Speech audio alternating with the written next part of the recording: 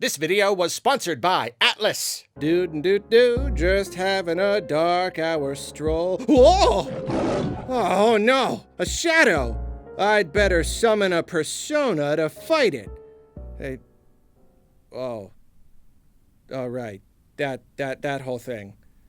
Okay, no, that's fine, yeah. We're good, yeah, no, we're good, I got this. Just gotta point it, and it'll work. Just gotta do it. Let's go. I can do it. Just give me a sec. It's fine. No, don't go anywhere. Come back. Just give me a second. I just need a second. It's kind of a thing, you know? It's kind of a thing I gotta do here. So, here we go. Gonna do it right now. Don't hesitate. Just do it.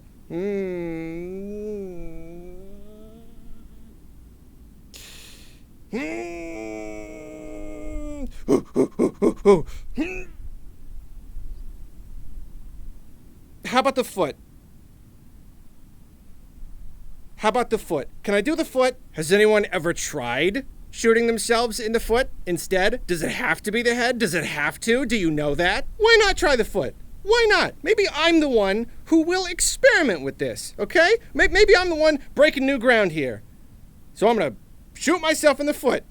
Here we go. I'm gonna do it. This is a lot easier. I'm gonna do it. Oh. Here we go. You ready? I'm ready. I'll count to 3. 1, 2, 3. I can't do it. I can't do it. I'm sorry. Can't do it. You can go home, Shadow. Sorry for wasting your time. Not gonna happen. I am sorry, okay? Hello, my friends. Welcome to my impressions video on Persona 3 Reload. Atlas was kind enough to sponsor this video and give me early access to the game so I could try it out and give you my thoughts. I will remind you that I have a strict code of ethics when it comes to sponsorships. I only accept them for games that I can genuinely recommend and only under the condition that I can be completely honest. That all said, let's talk about Persona 3 Reload. People have been begging me, just begging me to check out Persona, especially with 5 being such a massive hit. I came into the series completely blind. The only other game I've played is Persona 5 Tactica, which I also did a sponsorship for, and that was like really recently, so like this is really my first mainline Persona experience. The basic plot is that there's this weird phenomenon where every night at midnight the world enters into something called the Dark Hour, where everything gets weird and there are monsters called shadows all over. Most people are unaware of this happening, though folks all over the city recently are being afflicted with a strange apathy syndrome, where they lose the will to live or do anything. A few people remain cognizant during the Dark Hour, and it is their job to fight the shadows and figure out what's going on. The main character is a transfer student at this really fancy high school, and you're pretty quickly recognized as one of these people and you join the group, called C's, the Specialized Extracurricular Execution Squad. Definitely worth noting, this is a completely self-contained story, so it doesn't require any knowledge of other Persona games to enjoy. And I can absolutely verify that. There has not been even a single time so far where I've felt like I was missing some important detail that only a longtime fan would get, you know. This feels perfectly suitable as my first Persona game. So Persona 3 Reload is essentially split into 2 parts. During the day, you go about your regular life, attending school and spending time in the city, and at night you explore Tartarus, a giant shadow-filled tower that springs up during the Dark Hour, and that seems to hold the key to unlocking the many mysteries of this strange phenomenon. And it's really genius how these 2 halves support each other. In ways, it feels like you're playing 2 different games, but everything is linked. All the prep work you do during the day feeds into your you're adventuring. It's hard to even summarize what you can do during the day because there's just like so much. Between the school and the city, you've got this sprawling place to explore. So many NPCs to talk to. It's just absolutely packed with stuff to do. If I had to sum it up, I would say you kind of got three primary things that you do. One is engaging in activities, playing games, working shifts at part-time jobs, doing karaoke, getting food, lots of stuff. This will generally earn you stuff like stat boosts, mainly your social stats, courage, charm, and academics. The higher these stats are, the more stuff opens up for you, and you raise them little by little in so many different ways, which always feels very satisfying. Even something as simple as like being brave enough to fall asleep in class while the teacher is looking at you will give you a little bit of courage. I think it's very cute. Another activity you do a lot is visiting shops and stocking up on items for your adventuring. Weapons, healing items, that stuff. But then perhaps the most important thing you can do during the day is making connections with other characters. There are lots of characters to get to know little by little, day by day. And on top of this just being fun to do from a narrative perspective, strengthening social bonds actually feeds into combat by strengthening your personas. Even just getting ramen with a classmate and talking about girls makes you a little stronger. And I've played games with like big day-by-day social systems like this, and it can sometimes feel a little overwhelming because you've got these massive checklists of things to do. But this game makes it all feel manageable by limiting how much you can do in a day. Engaging in an activity takes time, so there's only so much you can accomplish before nightfall. This gives the game a very realistic and immersive feel. You know, you're a busy student, you're at school a whole lot, and it's up to you to pick and choose what you want to spend your free time doing and who you want to spend it with. And it kind of imitates real life, where there are so many options at any given time. You know, the world is full of possibilities and no one can do everything. So through all this, you get to shape your game both narratively and mechanically however you see fit. There's just a tremendous amount of freedom. Then you've got Tartarus, where everything pays off. It's filled with monsters to fight and treasure to loot. You know, it's a dungeon crawler, essentially. You explore upward, floor by floor. These floors are procedurally generated, and every time you return, they're different, but you also unlock teleports as you go, so you can always return to key points. And I gotta say, having one giant dungeon you return to throughout the game is extremely fun. You slowly work your way up, getting a little higher each time. Each floor gets a little more dangerous, and even if you're running low on SP, there's always this temptation to just go a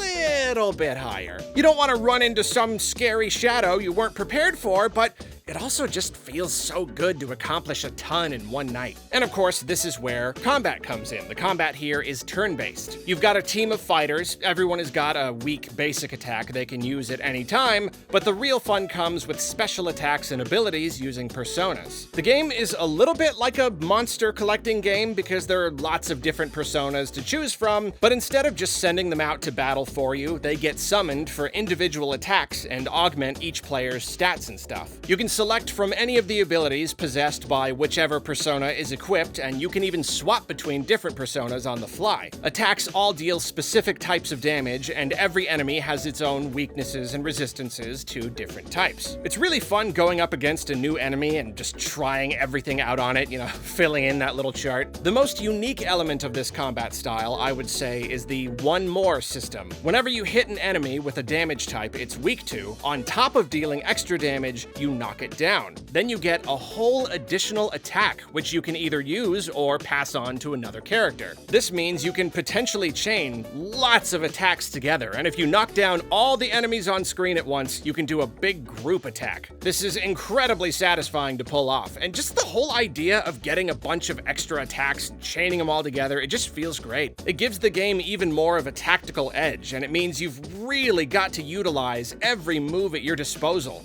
Preparation and knowing your enemy is really important, especially because they can exploit your own weaknesses and knock you down as well. Sometimes battles can go really, really well, or they can go really, really poorly. Now, I like turn-based RPGs, but they often come with some problems. Mainly for me, they can just be very slow, and combat can start to feel like a bit of a slog. But this game skirts every one of those common problems that I have with other similar games. Combat is smooth everything is quick. The interface is intuitive. There are button shortcuts for everything. There's even a button you can hit that will automatically select the best attack for the enemy you've got targeted. And my favorite feature, the rush command. When you're fighting weaker enemies, you can turn on rush and everyone will quickly and automatically attack using their basic attacks. So you fly through the battle. And gosh, I just cannot even tell you how much I appreciate this. It feels so good to do. It's great to be able to brush aside weaker enemies without wasting a bunch of time. It really feels like the designers thought of everything here. Everything is so streamlined and frictionless, so you can really just focus on your strategy and on exploration.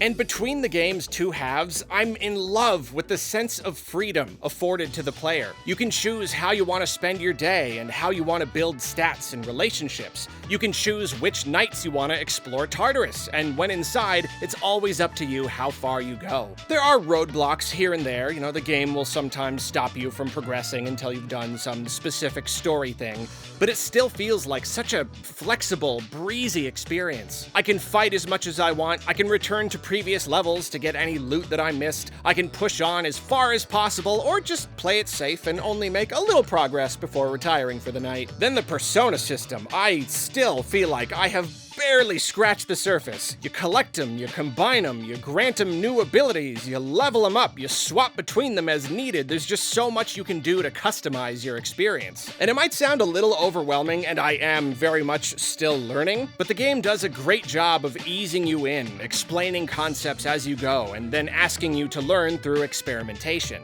On that note though, this is one thing I will say about the game, and it's not necessarily a negative, it's something to point out. It's a big game.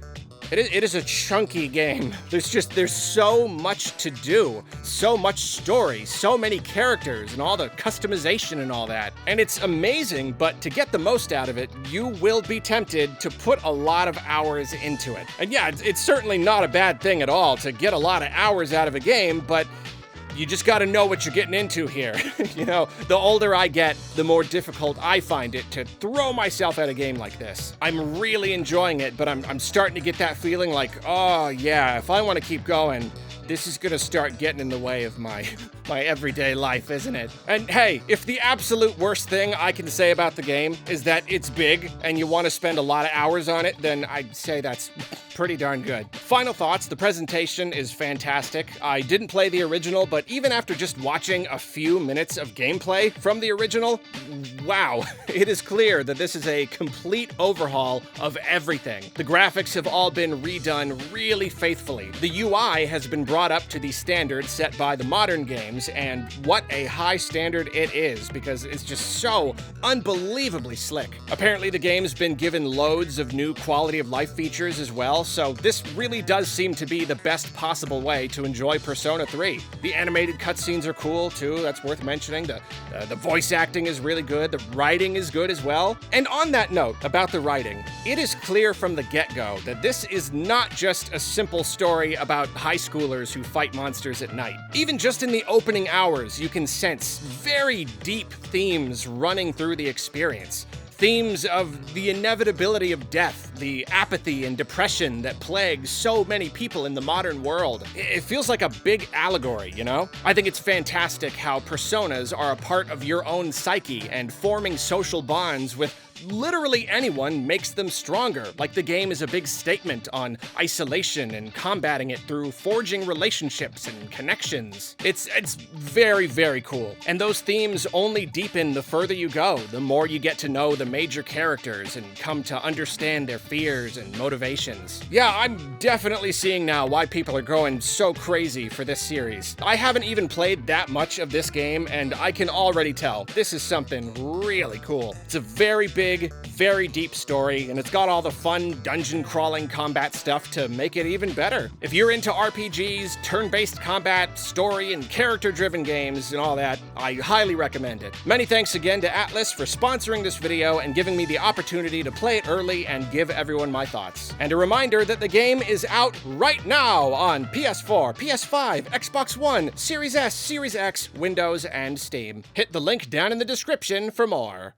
Okay, I'm back, I'm here, I'm gonna do it. I'm not gonna hesitate, I'm just gonna do it. Just gonna do it.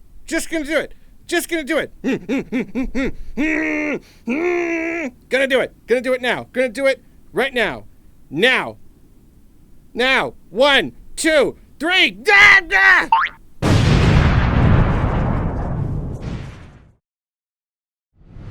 I did a great job.